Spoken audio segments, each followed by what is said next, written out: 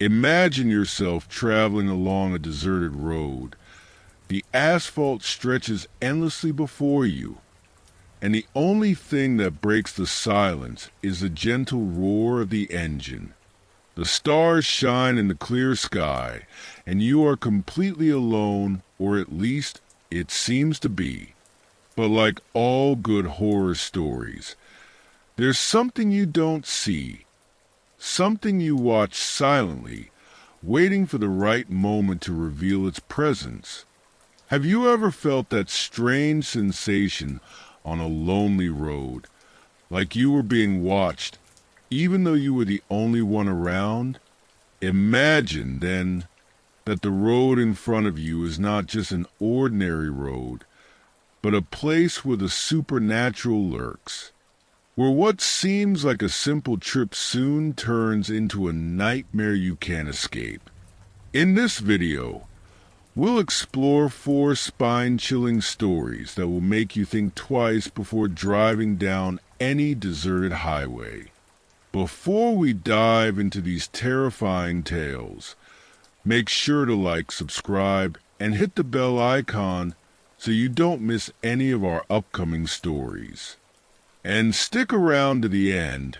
Trust me, you won't want to miss what comes next. Let's see if you can handle what's lurking in the shadows of these forgotten roads. But let's start with the first story, one that begins like any other road trip until something truly terrifying appears at the side of the road.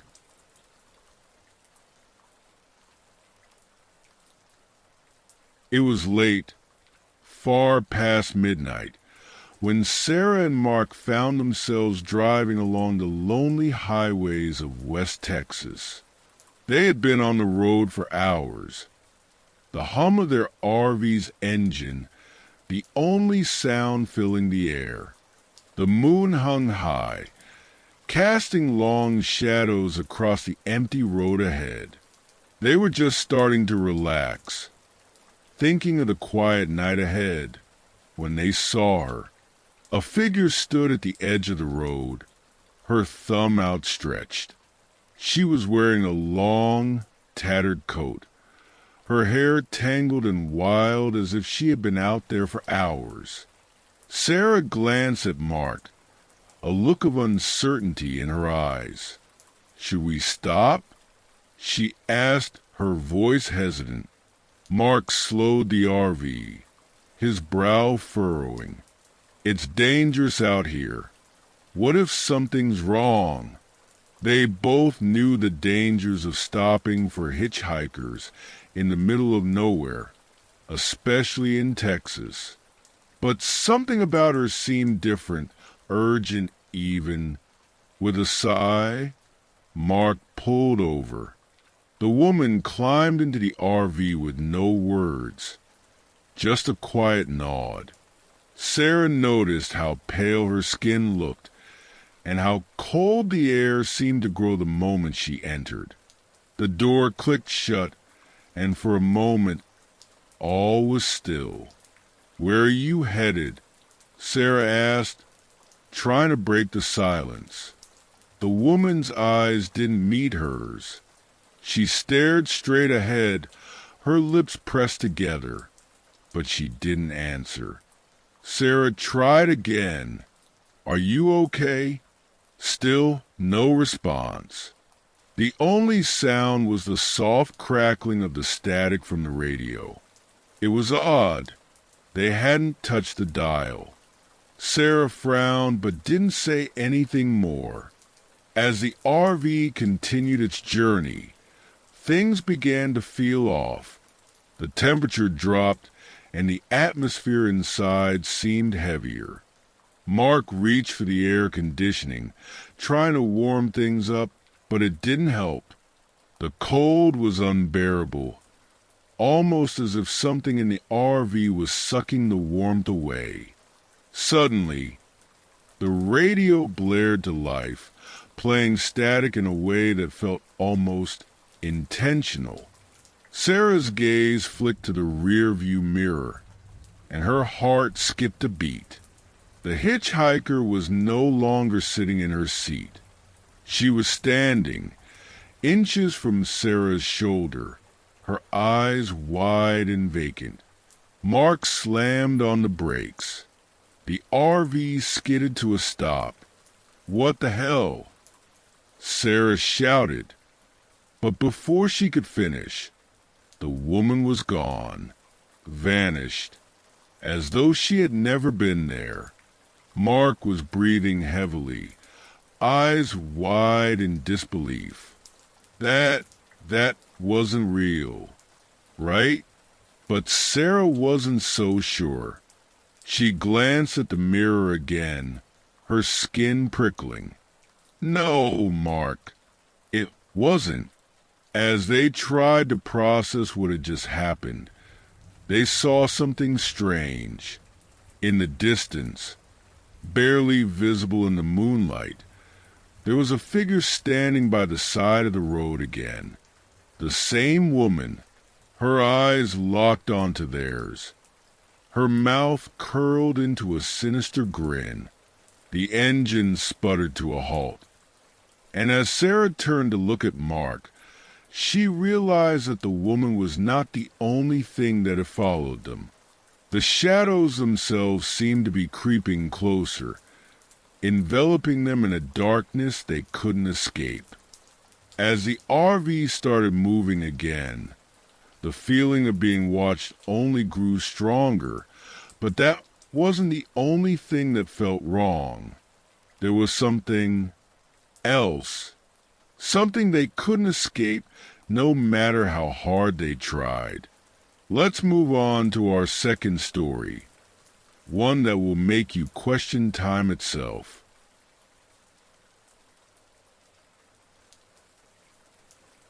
David had always loved the open road. There was something freeing about the endless stretches of highway, the sense of solitude and adventure. But that night, as he drove alone through the flat, barren landscape of West Texas, something didn't feel right. He had been driving for hours with no sign of another vehicle or even a gas station. The RV hummed steadily beneath him, the low whirring of the tires the only noise breaking the silence. He'd been down this route countless times, but tonight it felt different. David passed a small, dilapidated gas station on his right. Nothing out of the ordinary, just a faded sign and a few rusted pumps. He kept driving, barely noticing how quiet the night had become. A few miles down the road, though, something caught his eye in the distance. There was again the same gas station. Confused, David rubbed his eyes. How could he have passed it twice? He couldn't remember turning around, but there it was, the same gas station, with the same rusted pumps and faded sign. He shook his head, assuming it was just fatigue, but something gnawed at him. The road was straight and clear, so how was it possible that he had somehow ended up back here? He drove past the station again, feeling an unease settle in his chest. But when he looked ahead, he froze. The station was there once more, looming in the distance as if mocking him. David slammed on the brakes, his heart racing. This wasn't possible. The road was a straight line. He hadn't turned around. He checked the GPS, but it showed no change. He was still heading east, or so it seemed. Panic started to creep in. How could he be stuck in a loop? The same station, the same stretch of road, repeating over and over again. No matter how many times he tried to turn back, no matter how far he drove, the road kept bringing him back to that same spot. But then it got worse. Through the windshield, David saw something move. A shadow passed by the RV's side, just out of view. His heart pounded in his chest as he slammed his hands against the steering wheel. The shadow grew larger, more defined. It was standing at the side of the road, the same figure he had seen earlier, a figure that shouldn't have been there. David's breath caught in his throat as he saw it clearly now. The same hitchhiker from before. But this time, her eyes were wide open, staring directly at him. She began walking toward him, her movements jerky and unnatural, like a marionette on strings. He tried to reverse, but his hands shook too much to grasp the gear shift. His foot slammed on the gas pedal, but the RV remained motionless. The figure was getting closer. Every time he tried to drive away, it was as if the world itself was forcing him back, trapping him in a cycle that he couldn't escape. The woman reached the window, and as David looked into her empty, black eyes, he finally understood. This was no ordinary road, and he was no longer in control. He had entered a place where time didn't work the way it should, and now, it seemed, he was just another lost soul trapped in the loop. David's time had come to an end, trapped in a never-ending loop. He had no choice but to accept his fate. But there are other horrors lurking on these roads, some that follow you in the darkest of moments. Let's move on to our third story, one that will make you rethink who or what you're sharing the road with.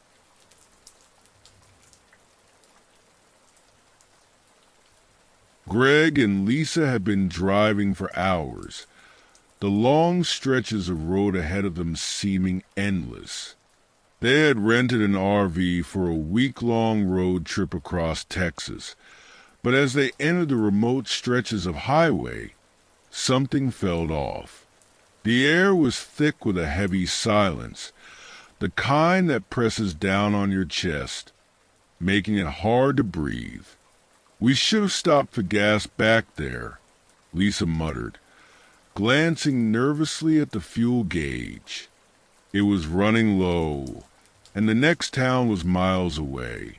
The RV's engine sputtered, a sound that didn't help ease their growing anxiety. "Don't worry, we'll make it," Greg reassured her, his grip tightening on the wheel. But just as they crested a hill, they saw something strange in the distance. Another RV, parked at the side of the road. Its engine was off, and there were no lights. It seemed abandoned, yet there was a faint glow coming from within. "Maybe they need help," Greg suggested, glancing at Lisa, who was already shaking her head. "Are you crazy?" she hissed. "What if it's a trap?" Despite Lisa's protests, Greg slowed the RV and pulled over. As they stepped out, the night air felt unnaturally cold, and an eerie sense of dread washed over them. They approached the RV cautiously, the hairs on the back of their necks standing up. There was no sign of life inside, yet the faint glow persisted, flickering from the RV's windows. Greg knocked on the door, but there was no answer. He tried the handle, and to his surprise it opened. Inside, the RV was eerily pristine. It looked like no one had ever used it. There were no personal belongings, no trash, no signs of wear. The walls were adorned with strange symbols, almost like something you'd see in a cult or an occult ritual. The glowing light was coming from a small lantern on the table. As Greg reached to turn it off, the air grew even colder, and a voice, low and distorted, echoed from the back of the RV. "You shouldn't have come." Startled, Greg spun around, but there was no one there. Lisa grabbed his arm, pulling him away from the table. "Let's go, Greg. Now." But it was too late. The door slammed shut, trapping them inside. The lights flickered and then went out completely, plunging them into darkness. Lisa screamed, and Greg's pulse quickened as he realized the RV wasn't just abandoned. It was alive. It was something else, something ancient, and it was watching them. A guttural growl echoed from the corners of the RV, followed by the unmistakable sound of heavy breathing. Something moved behind them, something that wasn't human. In the distance, a loud, piercing laugh echoed into the night, making Lisa's blood run cold. It was the kind of laugh that sent shivers down your spine, the kind that makes you feel like your very soul is being mocked. Suddenly, the door flew open, and they were thrown from the RV. But as they lay there, gasping for air, they saw it. The figure that had been watching them, a tall, shadowy form, standing at the door. It was cloaked in darkness, its features hidden, but its presence was unmistakable. Greg tried to pull Lisa away, but the figure moved faster than they could comprehend. In an instant, it was standing right in front of them, its cold, soulless eyes locking onto theirs. Before they could react, the figure whispered, "You should have kept driving."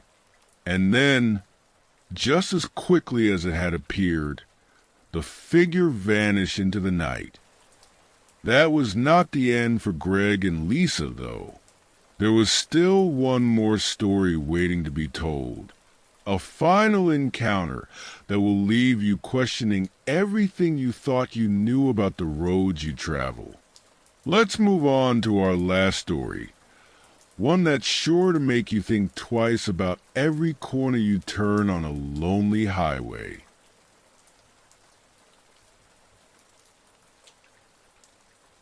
Lena and Jason had been on the road for what felt like an eternity. They were returning from a weekend getaway in Amarillo, the night stretching endlessly before them as they made their way through the desolate Texas plains. The full moon hung high in the sky, casting an eerie glow over the deserted highway. "We're almost home," Jason muttered, glancing at the clock. But Lena could feel the tension in his voice. They had been driving for hours, with no sign of another vehicle in sight. It was as though the world around them had fallen completely silent. "Are you okay?" Lena asked, noticing the tight grip Jason had on the steering wheel.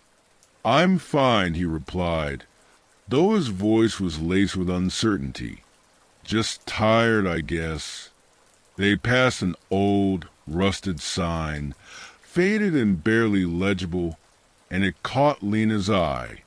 It was a road marker for an old, forgotten town. But something about it felt wrong. She couldn't quite put her finger on it, but a strange unease settled in her chest.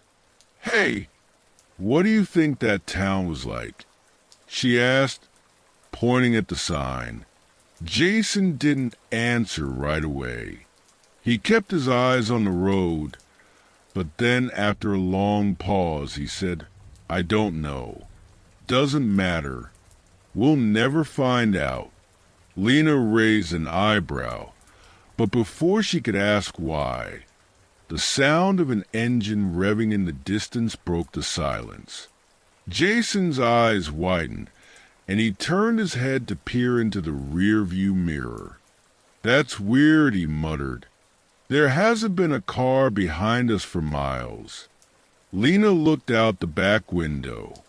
Sure enough, there was a set of headlights in the distance, growing steadily closer. It seemed like another driver was speeding toward them, but there was something strange about the way the car moved. Too fast, too erratically.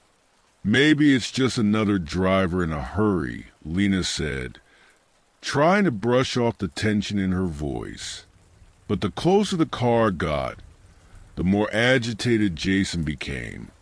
"It's not normal," he whispered, gripping the steering wheel even tighter. The headlights were blinding now, and it felt as though the car was right on their tail, even though they hadn't seen it pass them. Suddenly, Jason swerved to the side, trying to let the car pass, but it didn't. Instead, it stayed on their bumper, the engine roaring as if it were trying to push them off the road. Lena gasped. What the hell is happening? Jason slammed on the brakes, but the car didn't stop. It stayed right behind them, too close now, almost like it was glued to their rear bumper. Jason's knuckles turned white as he fought to control the RV, trying to shake the phantom car loose. Lena turned to look out the side window, but there was nothing there. The car had vanished. It was as though it had never existed. "Did you see that?" she asked, her voice trembling. Jason said nothing. He just stared ahead, his eyes wide with shock. The road was empty again. No car, no headlights, just a quiet expanse of highway. As they continued driving in silence, Lena couldn't shake the feeling that they weren't alone.